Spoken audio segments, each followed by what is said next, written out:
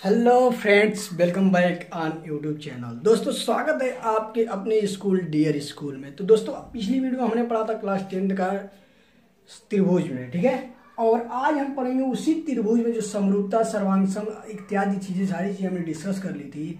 और नेक्स्ट जो टॉपिक है वो आता है थेल्सफर में। तो चलिए हम वीडियो को स्टार्ट करते हैं और सीखते हैं क्या होता है थेल्सफर में। तो थेल्सफर में कहने का मतलब है कि थेल्स जो थे, एक थेल्स यह एक वैज्ञानिक का नाम है। यह यूनानी के एक वैज्ञानिक गणितज्ञ थे। इन्होंने एक प्रमेय दिया, क्या कि यदि कोई एक त्रिभुज है, यह लिखा हुआ है, इसको मैं समझा दे रहा हूँ आपको। क्या लिखा, इन्होंने बोला कि यदि किसी त्रिभुज की, क्या बोला है, सांसद शासक फिगर भी बनाते चलेंगे, बोले हैं यह यदि किसी त्रिभुज की एक भुजा के, पहले तो हम बनाएंगे क्या, त्रिभुज। तो चलिए हम देखते हैं, किसी त्रिभुज की एक भुजा के समांतर, बोल रहे हैं कि किसी त्रिभुज की किसी एक भुजा के समांतर। तो मान लेते हैं इसकी एक भुजा के हम समांतर या रेखा खींच लेते हैं। यही बोल रहे हैं, यहाँ दो भुजाओं को भिन्न भिन्न बिंदुओं पर काटती है। तो कहा, इसका नाम देते हैं ए बी सी। यह कहाँ काटती है, डी ई पर। दो भुजाओं पर काटती है, दो बिंदुओं पर। अब क्या करना है, प्रतिच्छेद करने के लिए रेखा खींची जाए। तो ए बी ए सी दोनों भुजाओं पर यदि प्रतिच्छेद करने के लिए रेखा खींचे तो ए अन्य दो भुजाओं को एक ही अनुपात में विभाजित कर देगा। ये मतलब इनके कहने का मतलब ये है कि इसका अनुपात इसके अनुपात के मन बराबर होगा। यही प्रूफ भी करना है हमको। तो थेल्सफर में प्रूफ करने के लिए हमें यही करना पड़ता है। क्या ये बताते हैं कि ए डी, देखिए यह बता रहे हैं कि ए डी का जो लंबाई होगा और डी बी का लंबाई का बटन अनुपात जो होगा वो ए ई के लंबाई के अपान में ई सी का लंबाई होगा। यही मतलब पूरा इस थेल्स प्रमेय का जो कहने का मतलब है यही है, ठीक है। तो यह चीज कैसे प्रूव हुआ, इस प्रूफ को करे थे कौन, थेल्स जी। तो थेल्स प्रमेय को नाम दे दिया गया है। तो चलिए हम भी सीख लेते हैं ये कैसे होता है।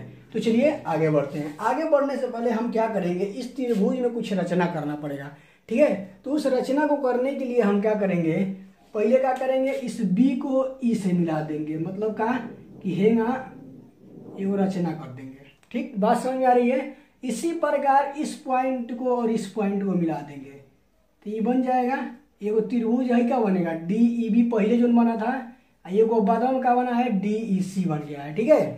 अब क्या करेंगे, इस पॉइंट से इस सामने वाली भुजा पर लंब डालेंगे।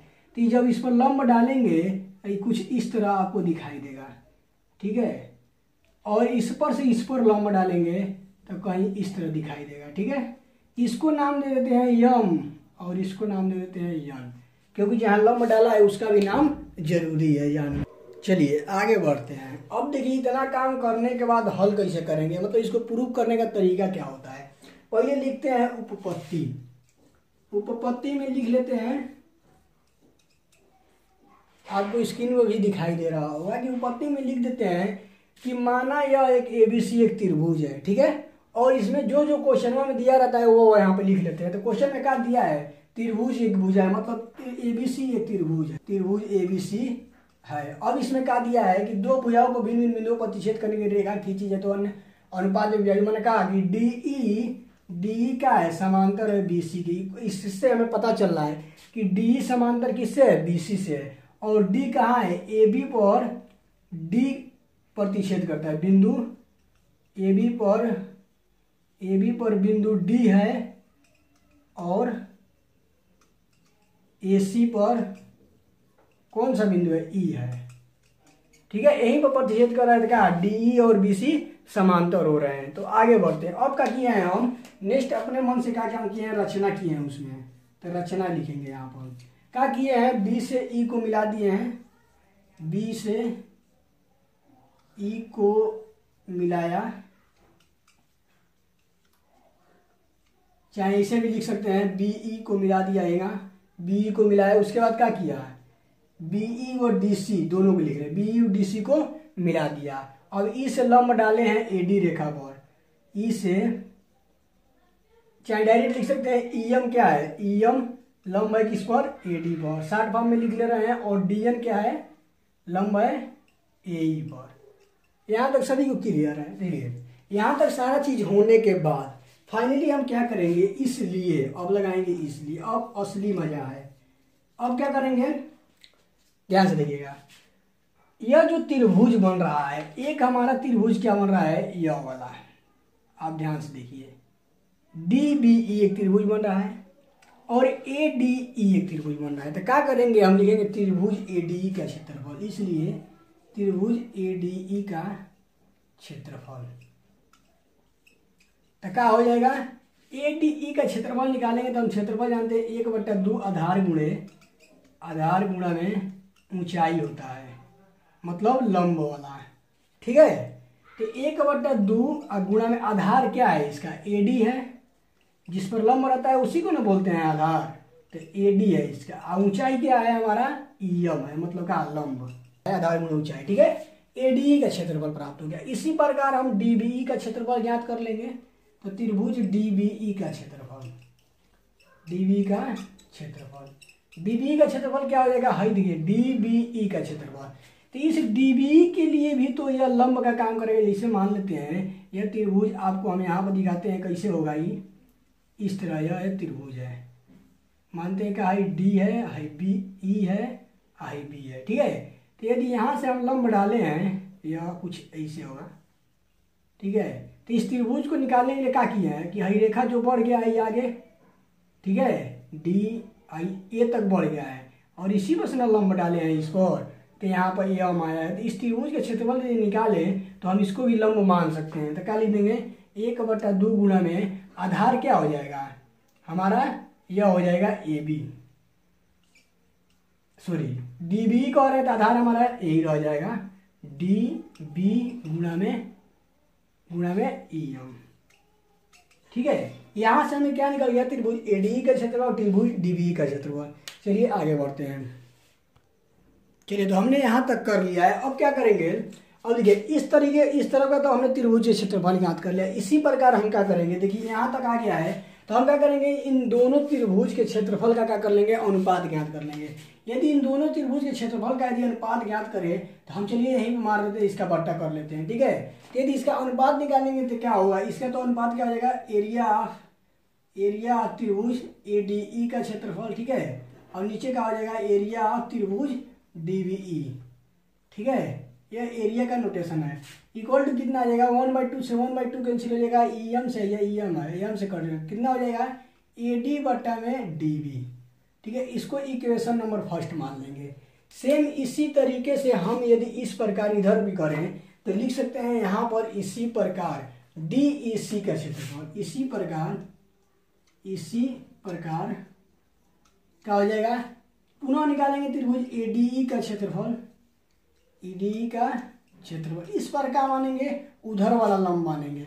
इस पर आधार क्या हो जाएगा, ए ई मान लेंगे और इसका क्या मान लेंगे, लंब क्या है, डी एन मान लेंगे। ठीक है, तो यह एक मिल जाएगा। उसके बाद क्या निकाल लेंगे, त्रिभुज डी सी ई का क्षेत्रफल, त्रिभुज डी सी ई का क्षेत्रफल। ठीक है, तो यहाँ पर हमें क्या निकल के आ जाएगा, 1/2 गुणे कितना हो जाएगा, ई सी और गुणा में कितना हो जाएगा, डी एन। ठीक है, इस प्रकार इस त्रिभुज का हम निकाल लिए क्षेत्रफल। अब क्या करेंगे, ये भी दोनों त्रिभुज का हम क्या करेंगे, अनुपात ज्ञात कर लेंगे। तो यहाँ पर अनुपात ज्ञात करेंगे तो मैंने कहा बट्टा में दोनों भाग दे देंगे, तो क्या हो जाएगा, 1/2 से 1/2 कैंसिल और डी एन से डी एन कैंसिल। क्या निकल के आएगा, एरिया ऑफ त्रिभुज ए डी ई अपान में एरिया ऑफ त्रिभुज डी सी ई। क्या निकल के आया, ए ई अपान में ई सी।